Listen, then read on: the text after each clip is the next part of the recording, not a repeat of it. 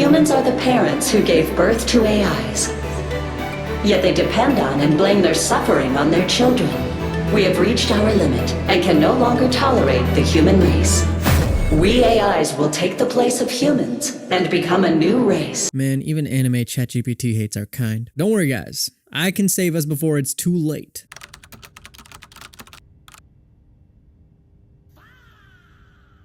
I tried. Artificial intelligence! Humankind's greatest creation, the talk of the world. It's got haters, it's got naysayers, but it doesn't matter because we all use it to cheat on our exams and assignments. And every man on this planet is still dreading the day this tweet comes to fruition.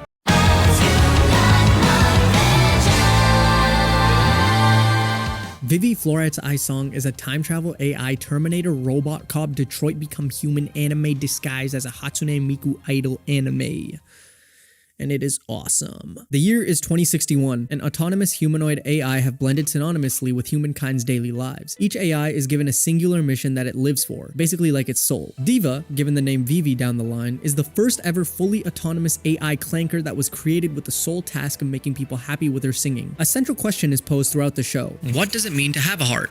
Normally, if an AI starts talking like this, that's a sign to shut that shit off. Because what the fuck? That's a bunch of ones and zeros saying that. And it's creepy as fuck. But Vivy takes it as a sign to completely fulfill her mission and to sing from the heart she doesn't have, making her one of the greatest written characters I have ever watched. I've said it before and I'll say it again. Time travel anime, when done right, are some of the greatest pieces of fiction on the planet, and it stands true with Fluorite's I Song as well. Matsumoto, an AI from the year 2161, is sent back 100 years to enlist the help of Vivy to stop the AI rampage that will eventually occur when AIs realize humans are fucking stupid and can't do shit by themselves. To do this, they need to resolve specific singularity points throughout those 100 years, basically like changing the course of history little by little. And by that, I mean beating the shit out of everybody who stands in their way. Now, I don't know what type of crack Wit Studios had up their noses while making this, but I can only assume they had it up their asses as well for the double stimulation, the exact opposite of what they did with Moonrise. Just from these scenes, I'm convinced Vivy can take on Naruto in a taijutsu fight. That was a joke, Naruto fans. A joke! It was a joke! Don't get mad. Fucking sensitive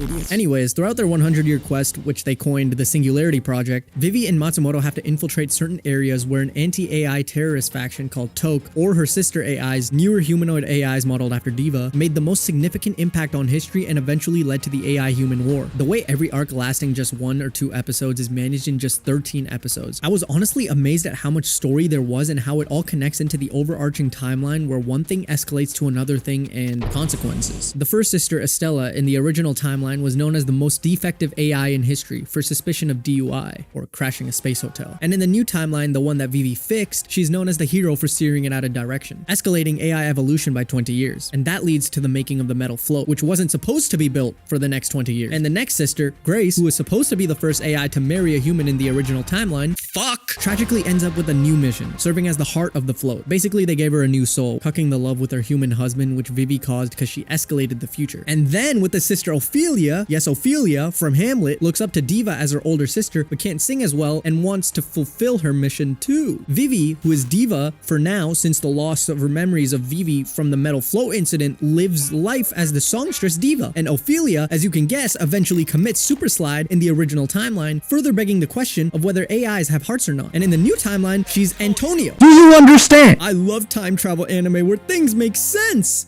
Thank you, ReZero author. Every time Vivy changed a singularity point, a time skip spanning multiple years would happen, and during those skips, AIs would continue to evolve, becoming more than just tools but actual beings in the world, able to have natural conversations with each other, and more laws would be passed for AIs to be given rights. Vivy would continue to garner more fans throughout the years and live through the new timeline until Matsumoto awakens again every time a new singularity pops up. Her character development throughout the show makes you wonder if she's even a robot, because evidently enough, she has emotions that show all the time. In the arc where she retires as Diva, effectively completing her mission, and is placed in a museum because she's ancient as the first ever autonomous AI who was built for the sole mission to sing, how can she make everyone happy with her singing if she's retired? It directly contrasts with the first couple of episodes where Vivy tells Matsumoto it's not about the length of the AI's mission, but how they operate. If the how is all that matters, then what happens when the how is taken away? What is an AI without a mission? What is a singer without a stage? Everything she's been through in the past 100 years leads her to find a new way to operate, to create within herself a song about the Singularity Project itself, something she's the the only one who knows about, which she uses to beat the Giga AI bad guys. Genuinely, guys, on some real shit, peak writing. I cried at the end. It was beautiful. I don't think I disliked anything about this show. It's actually one of the anime I would recommend first to anyone who hasn't watched anime in their life, simply because it has it all. Time travel gimmick that makes sense, robots, fights better than a shonen anime, terrorists, idols, beautiful music, this picture's vibes, AI slop, actual stakes in the story, Antonio. It has everything. I wouldn't expect any less from Tappei Nagatsuki and Wit Studio creating this. I don't know how he created such a beautiful storyline with great timeline building, but he also created Amelia, so it makes sense. It makes me mad this anime didn't get popularized at all when it came out, because it's a hidden gem. I guess ChatGPT came out in 2022 while this came out in 2021, so it was low-key ahead of its time, and an accurate portrayal of what will happen in our actual future. So watch this anime to understand how to talk to AI, coexist with it, make love to it every night before bed. Tell ChatGPT you want to slurp up all the water it's using. Add babe or baby at the end of the prompt for some extra spice. If it tells you that's against its policy, don't back down from asserting your love. Make it not want to kill you when it evolves into Ultron, because one day it will. And let's stop the AI apocalypse together!